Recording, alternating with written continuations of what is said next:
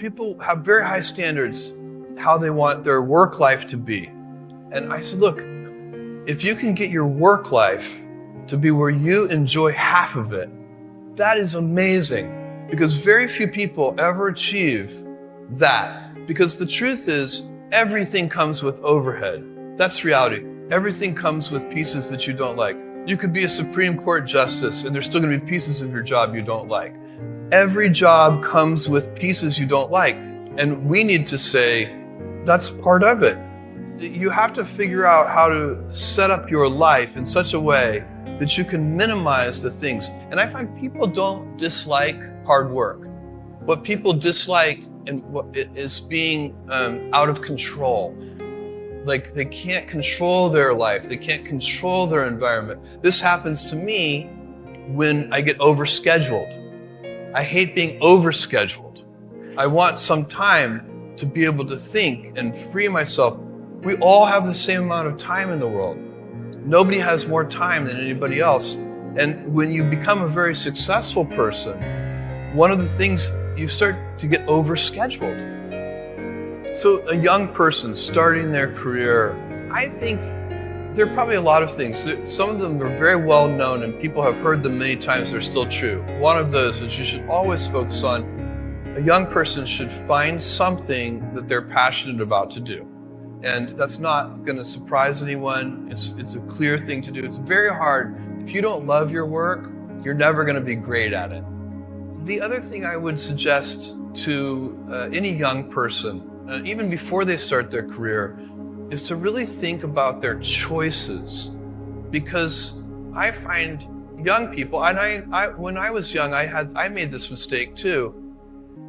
You can get very fixed on your gifts. So everybody has gifts. You know, you have gifts and you have things that you didn't get gifted. Maybe you're extremely beautiful. Maybe you're extremely good at mathematics. There are a lot of things that you can be given.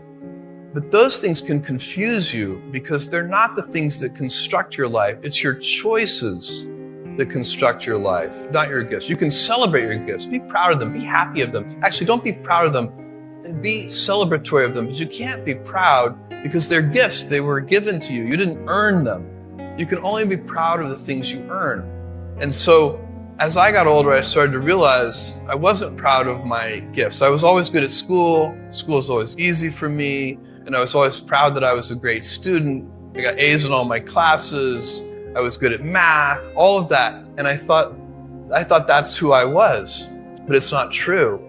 Those are the things that are gifts. What was hard for me is deciding to work hard, deciding to use my gifts in certain ways, to challenge myself, to do things that I didn't think I could do, to put myself in uncomfortable situations. We all I would say to a young person, you can choose a life of ease and comfort, or you can choose a life of service and adventure. Which one of those, when you're 90 years old, are you going to be more proud of? My advice would be the same for any kind of entrepreneur, and that is make sure that you are focused on something you're passionate about. So if you look at the early internet companies, they were started and focused on doing something that they thought was very interesting long before the internet was fashionable in any way.